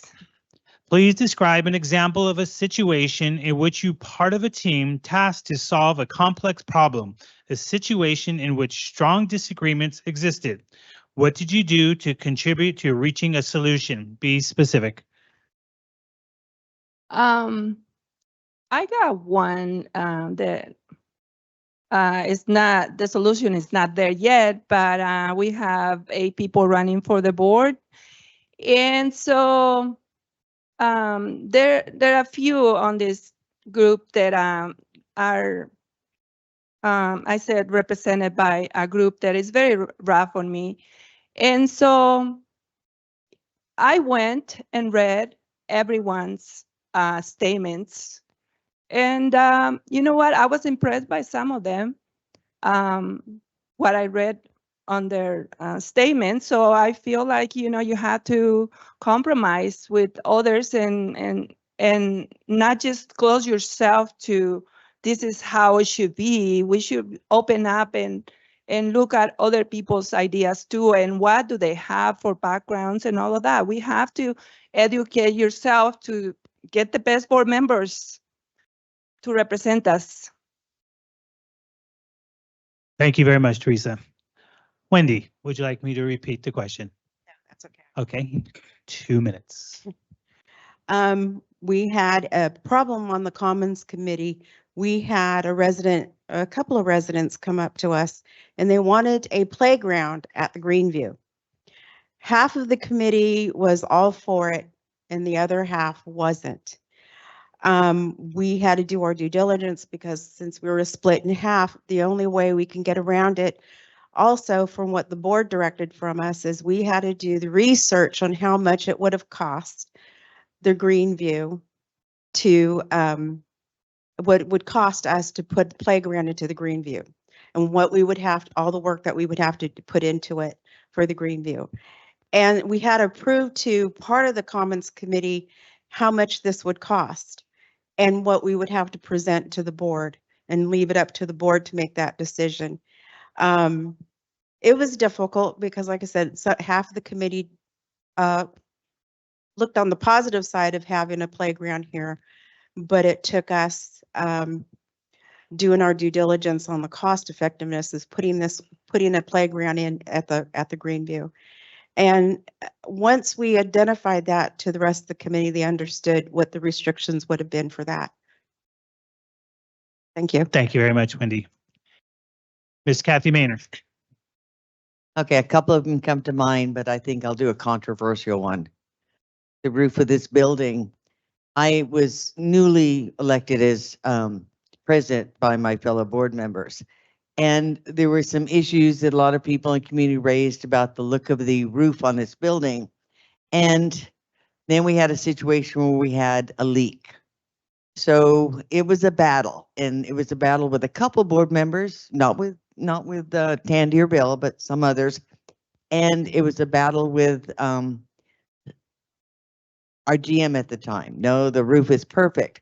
So I finally said, let's get 2 more roof inspections, and we did. And the roof inspection, we had a local contractor roofer who is, I think, one of the best in the county, and he came out, did an inspection, did a report, and we sent that report to the RCP who built this building. And we had a meeting 24 hours later, and the owner of that company said, oh my God, I saw those pictures and it kept me up till 2 a.m. But yet we still haven't had our roof fixed. So it was a battle. It was a battle to get that taken care of, but showing the pictures to the different board members, talking about the alternatives, because some people were worried that it was going to delay the opening and cost us more money. There was a whole lot of problems involved, but we sat down, we talked it out.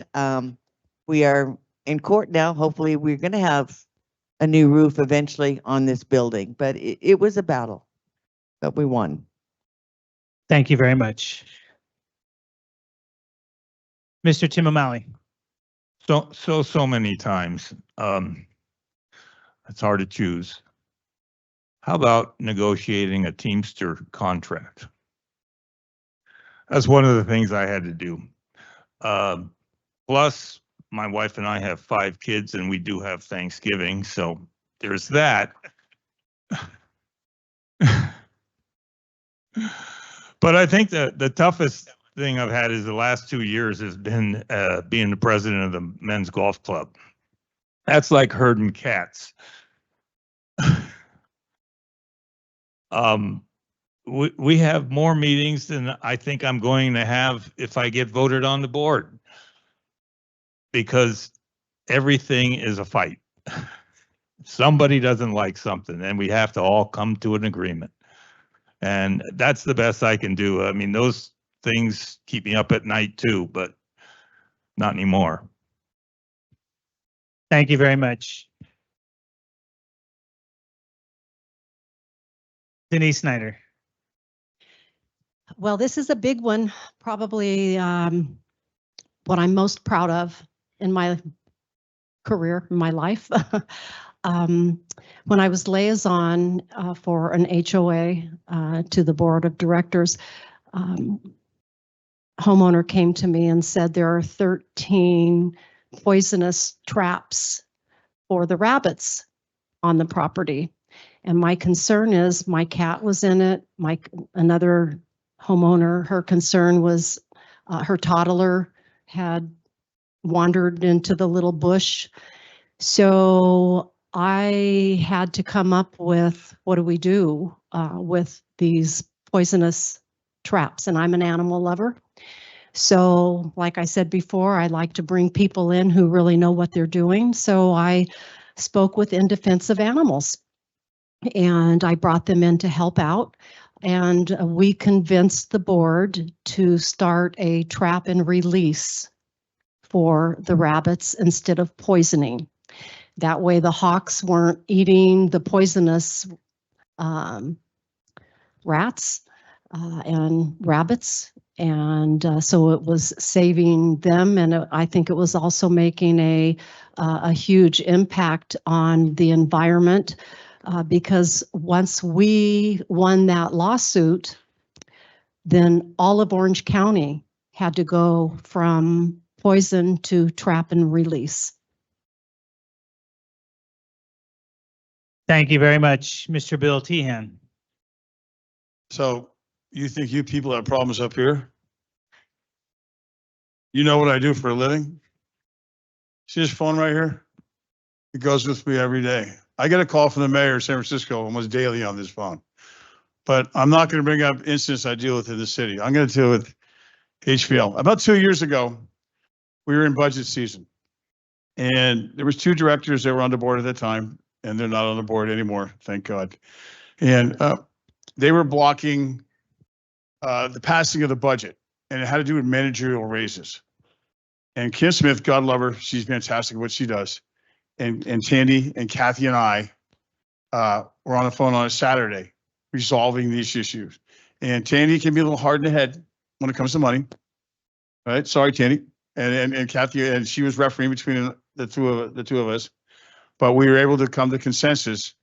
And we were under a deadline because the budget has to be approved by the board and put in the mail by a certain date. And we were up against the deadline to get that done. And we pulled the rabbit out of the hat on a Saturday afternoon. Actually, I was on the 15th path going down the thing, and I was talking on the phone. And we were able to get it. We were able to come to the consensus at that time. And the following week, we got the budget passed. It was put in the mail, and you folks all received it.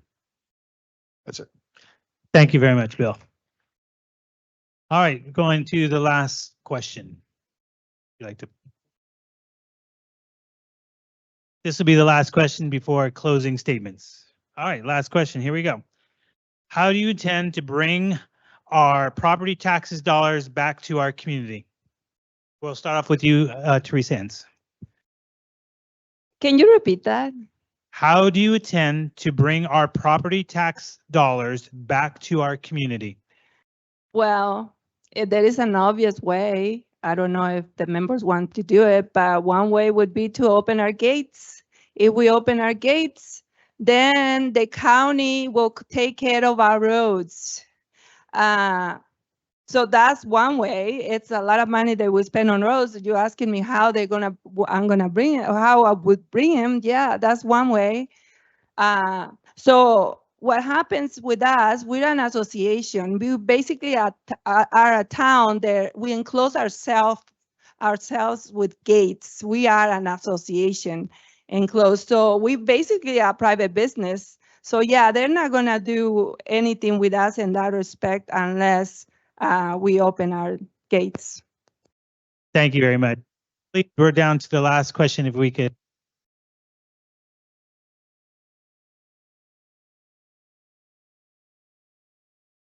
Testing here, I'm back. So we could hear our candidates speak. All right, Ms. Wendy Freeze. Can you repeat it? Sure can. How do you intend to bring our property tax dollars back to our community? That is a good question. We need our community to get responsible for their properties. I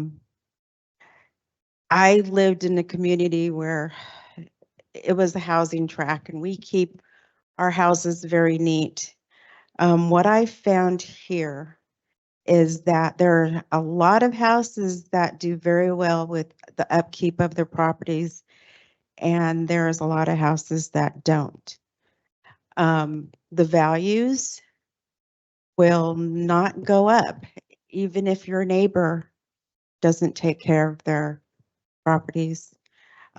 Weed abatement is a big one for each private property. Weed abatement is very important on HOA property. Weed abatement is important for Firewise. We need to be able to maintain our Firewise certification to maintain our discounts on insurance. It is also important for our property assessments coming in.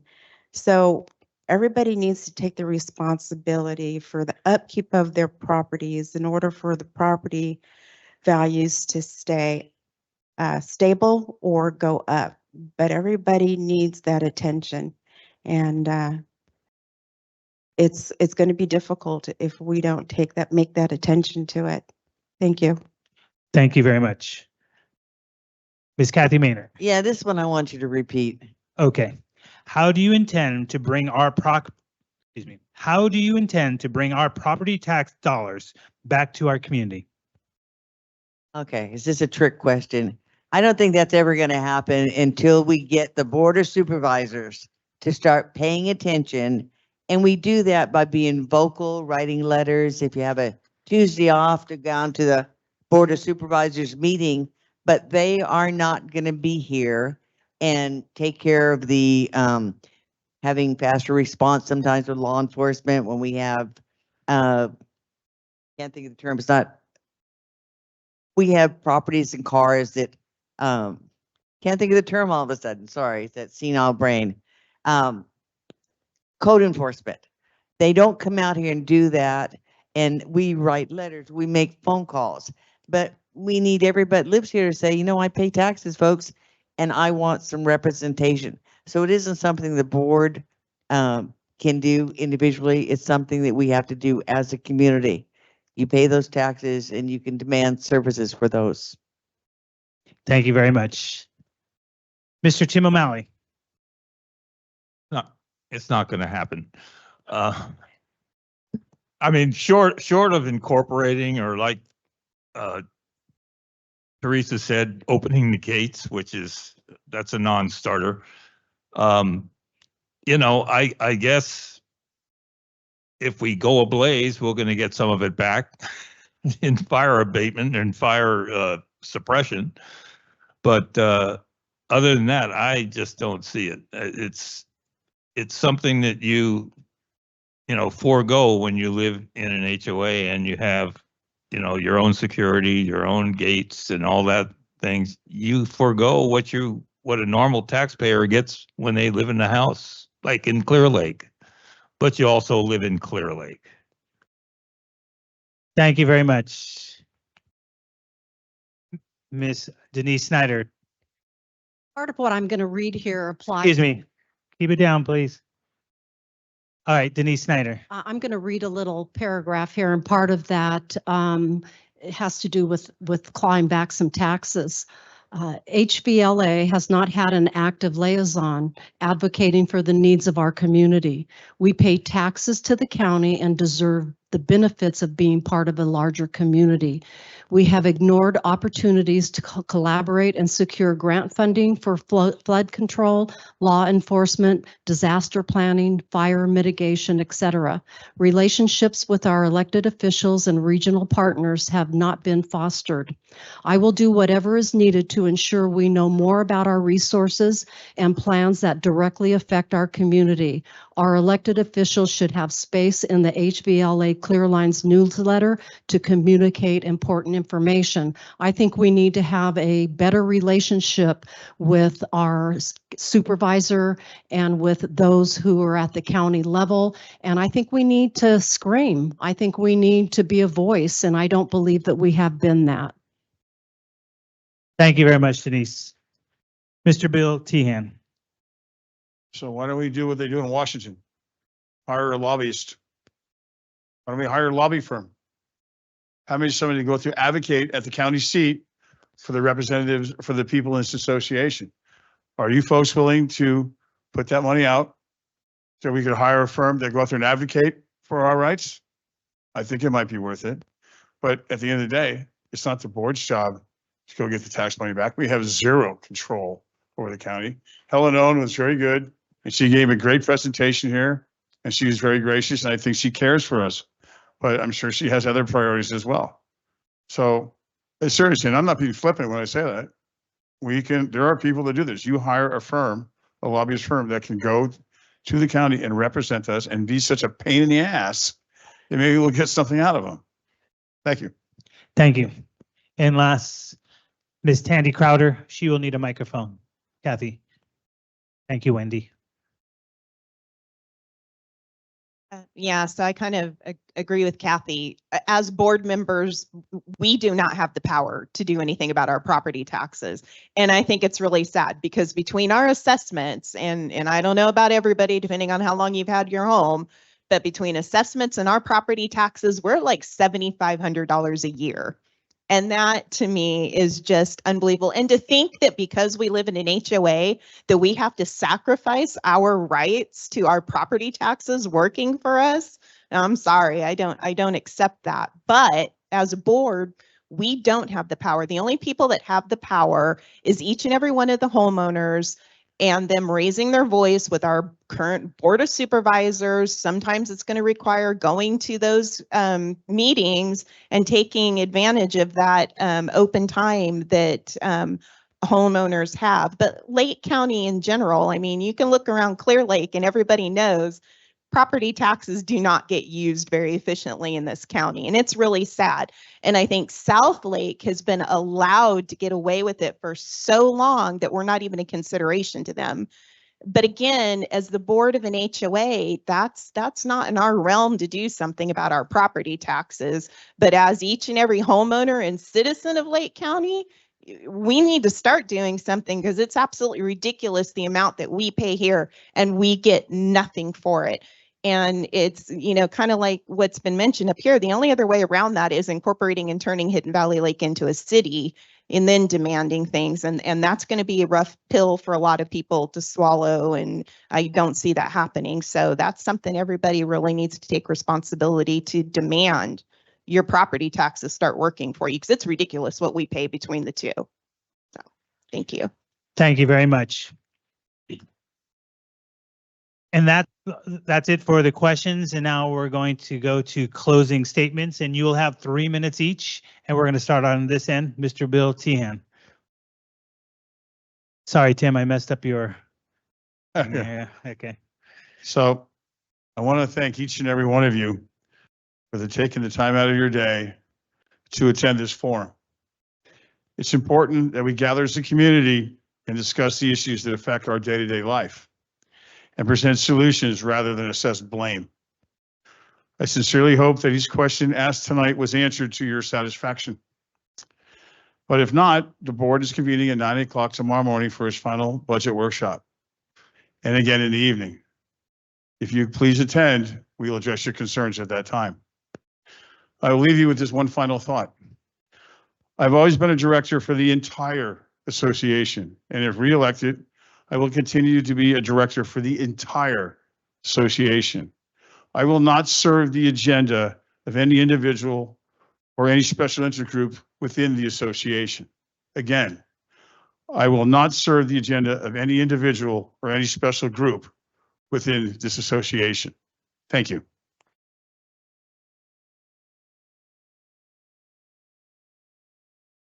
Thank you very much. Denise Snyder. Yes. Mixing up on you. We must face the significant financial issues that continue to grow. We have an unacceptable amount of bad debt that needs to be taken care of. And these problems do have solutions, and we deserve action. The CC&Rs have not been updated since 1993, like we discussed. We need more realistic and updated rules that meet our community's current needs. And if I'm elected, I will listen to the community. I know how important it is. I know the voice of many makes a difference.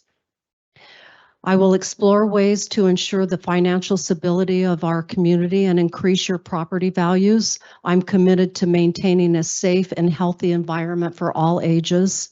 And I believe that my background and experience, and most of all, my commitment to Hidden Valley Lake, will be an asset to the board of directors. It takes a village, and I believe we have a great village. And I believe that together we can make a difference. Thank you very much. Mr. Tim O'Malley.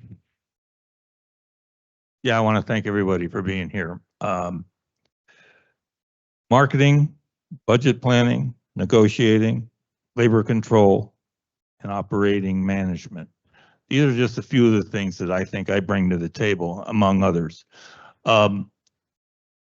Like Bill, I don't want to do anything except bring this community together. It is just way too two-sided. Three-sided would be better, but there are things on both sides that can be done. No promises, One of them is they're not going to get lower. That's the one thing. But what I can promise you is that I will work for all of you. Thank you very much. Ms. Kathy Maynard. I'd like to also thank everyone for taking the time on a weeknight to come out here and listen to us. I don't have a whole lot to say. You guys, you see me for the last 3+ years, so you know what I'm about. I guess that's the bar. That's not me.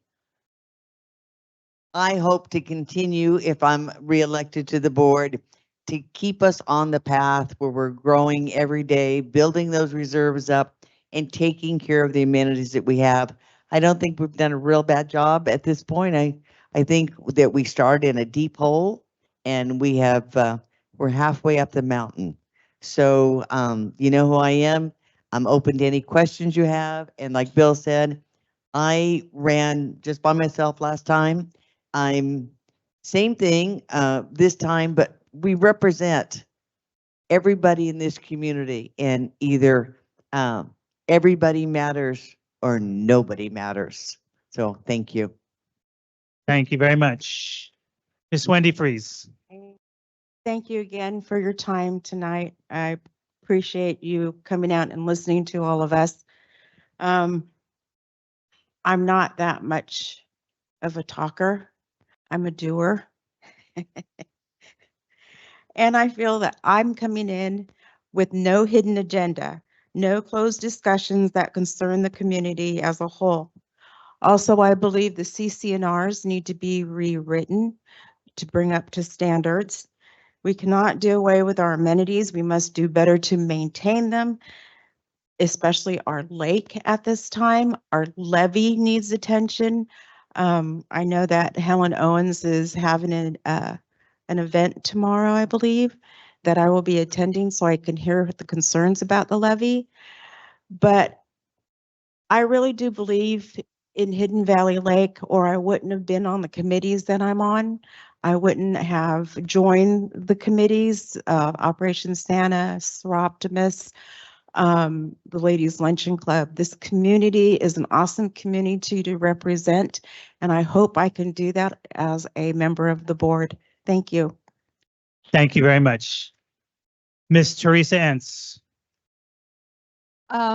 I want to thank everybody for coming, and I also want to thank the current board for running again, the three of you for running again. I am very happy that you did, and I'm very happy with what you have done. You have kept our dues to almost the inflation rate. My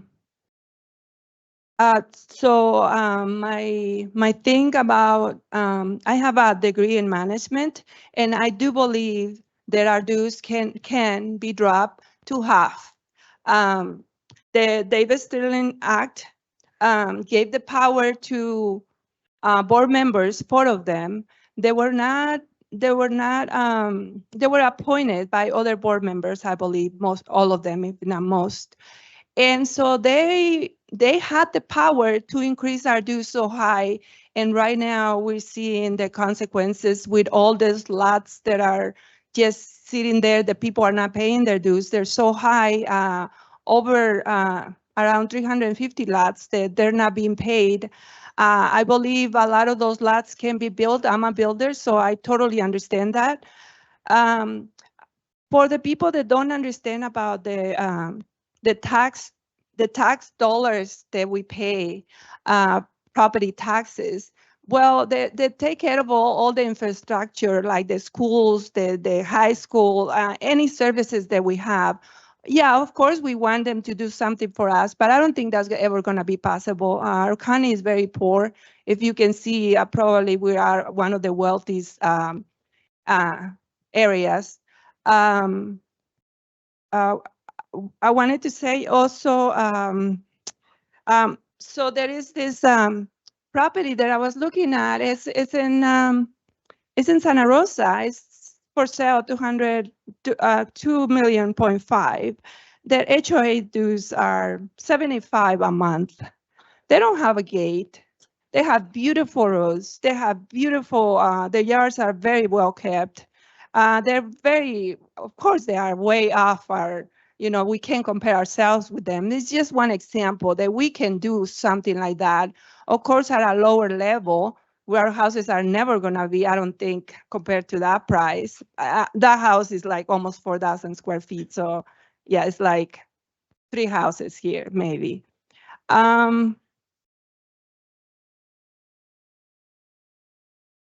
So I was born in a house made out of dirt and sticks, the roof. And I came here to this community and I built my own home. So I think it is possible. It is possible to lower those dues to half. Thank you, Teresa. That's Your all. time is up. Thank you very much. Ms. Tandy Crowder. Well, again, like everybody, I want to thank everyone for coming out this evening. I know it's a big deal, especially during a weekday. So I'm trying to keep this short. Look, I'm not a politician, and I'm certainly not in any cliques or anything. When I decided to be on this board, one thing I told myself all the time is any agendas need to be left at the door. There are 6,000 roughly people here, around 3,000 properties. And as a board, we have to represent each and every one of you. We have to do as best within our power to protect each and every one of you. And I think that me on it or not, this board has done an amazing job in doing that and has really strengthened our finances as we've gone forward. And we have never neglected any of the amenities. If amenities are on schedule to have things done, we haven't had any problem signing off to do that. So kind of when I hear things about transparency or we're not taking care of this or taking care of that, it does make me wonder where that comes from a little bit, because I know as a person that sits on this board that we do everything that we can within our power to make sure that everything runs as it is supposed to within this HOA. So, I really hope to be reelected because these lots especially is a huge passion of mine. I've been working on it before I was even on the board. And it's, especially with our CC&Rs too, they are beasts. They are not cheap to redo our CC&Rs, and they are not easy because other groups that are specializing in CC&Rs can take the basics, but we have a lot of things that are personal to us. And as a board and committees, those are the things we have to add to that. So those are all things that I look forward to hopefully taking on in the future, because it's going to require a lot of work. So thank you all for being here tonight and appreciate it. Thank you very much. Thank you, all the candidates. I wish you all the best. Don't forget, the annual meeting is Saturday, November 22nd. The ballots will be mailed out as on October 17th, as well as you will be receiving an email from the Inspector of Elections on the same day. For those of you who are mailing their ballots, they should be in by the 17th to the Inspector of the Friday, the 21st November by 5 p.m. to the Inspector of Elections. And if you are doing it electronically, they will accept it until 11:59 a.m. on November 22nd, the day of the annual meeting. So thank you very much, everyone, for coming, and have a great night.